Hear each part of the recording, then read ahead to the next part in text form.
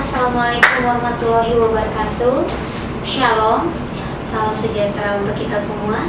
Hari ini saya datang mengunjungi kediaman Ketua DPD Partai Perindo Kabupaten Kerom, Bapak Iwan Siswanto SH MSI Diarsotia Kerom. Baik Pak, gimana kabarnya hari ini? Kabar baik, alhamdulillah sehat semuanya. Mudah-mudahan juga sehat semuanya ya dari teman-teman media. Baik, saya ingin kembali mewawancarai Bapak sebagai ketua berkaitan dengan semakin dekatnya pelaksanaan pemilu 2024. Bagaimana tanggapan Bapak dalam menjaring caleg-caleg di Kabupaten Kerom? Iya, baik. Begini, jadi memang ini di tahun ini atau di akhir tahun ini kita akan kemarin kita verifikasi, persiapan verifikasi, nanti di bulan Juli ke Agustus itu nanti kita mendaftar dulu sebagai calon peserta pemilu 2024. Setelah nanti ditetapkan menjadi peserta pemilu, maka kita akan melakukan rekrutmen atau rekrut calon-calon anggota DPR Kabupaten Kerom. Jadi kita sambil nunggu waktu, hari ini kita lakukan sosialisasi bagaimana agar masyarakat luas mengerti apa itu Partai Perindo, seperti apa kiprah yang sedang kita lakukan.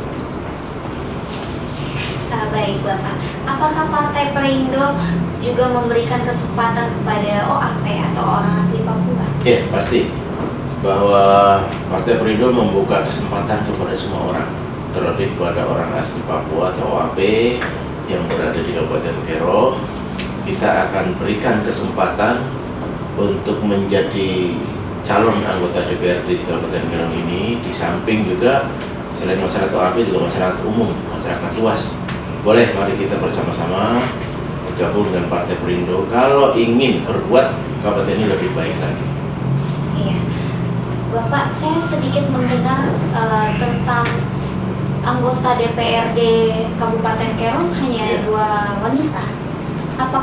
Bagaimana tanggapan dari Partai Perindo tentang hal ini? Oh iya, benar bahwa memang kita punya anggota DPR di Kabupaten Kerom ini ada 20 orang. Hari ini baru ada 2 orang yang jadi anggota DPR dari kaum wanita. Nah, untuk Partai Perindo sendiri ke depan kita akan berikan porsi lebih, minimal 30% sesuai undang-undang. Kita akan beri kesempatan kepada putra-putri, terutama putrinya, orang-orang asli Papua, orang Kerom yang ada di Kabupaten Kerom ini. Kita akan dukung, kita akan berikan dorongan agar mereka lolos 2020. Kita berusaha agar ke depan wanita juga bisa tambah lagi di sana, karena kita dari Partai Perindo memang sesuai dengan aturan minimal 30% itu harus wanita, sehingga katakan di dapil 2 calegnya semua berjumlah 9, maka minimal itu 3 orang itu harus wanita. Dan bahkan hari ini bukan 3 orang yang sudah mulai direktur Perindo, di dapil 2 itu kita sudah punya 5 orang, artinya sudah lebih dari 30% calon anggota DPRD dari kaum wanita. Oke, baik Pak. Apakah Partai Perindo memberikan kesempatan juga kepada generasi muda, karena mengingat ini adalah generasi milenial? Oh iya, pasti Partai Perindo akan memberi kesempatan seluas-luasnya kepada generasi muda. Dan mulai saat ini pun kita sudah mulai rekrut kalangan muda untuk menjadi pengurus, baik itu pengurus di tingkat kabupaten, pengurus kecamatan atau distrik, ataupun sayap partai. Kita sudah mulai rekrut. Pasti generasi muda itu harus kita kaderkan, karena kita nggak mungkin dari anggota DPR terus, kita dari sebagai generasi penerus. Kita ini kan sudah ketua, jadi nanti generasi muda kita berikan porsi, kita berikan kesempatan dengan cara melibatkan mereka di dalam kepengurusan, di dalam yang hari ini kita lakukan. Yang pertama ada namanya Pemuda Perindo, dan kita sudah bentuk. kita sudah berikan kesempatan mereka, nanti kita akan calegkan atau kita akan calonkan sebagai anggota DPR agar mereka bisa tampil sebagai anggota DPR Kabupaten Kero. Oke, baik Pak, terima kasih.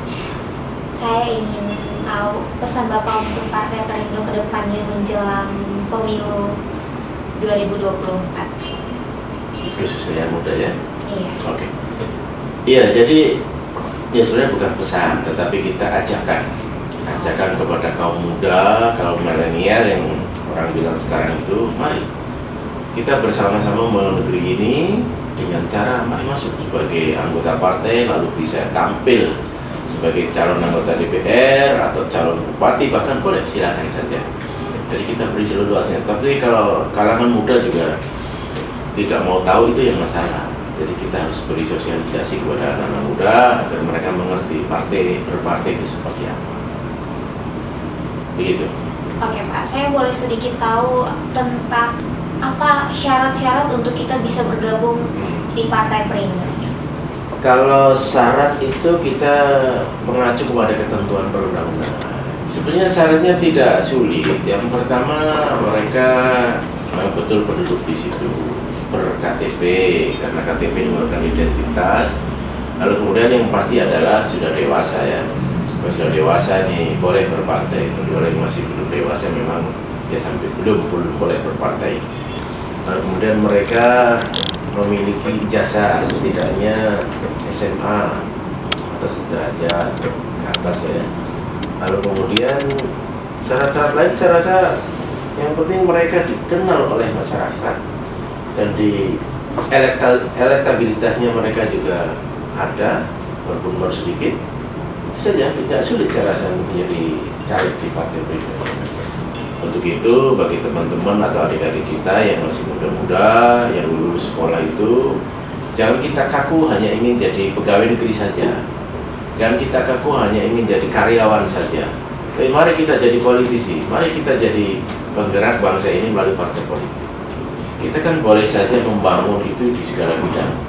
Kita akan punya kesempatan ketika kita terpilih menjadi anggota DPR, bagaimana menunjukkan bahwa kita ini bisa mensejahterakan masyarakat melalui organisasi ini.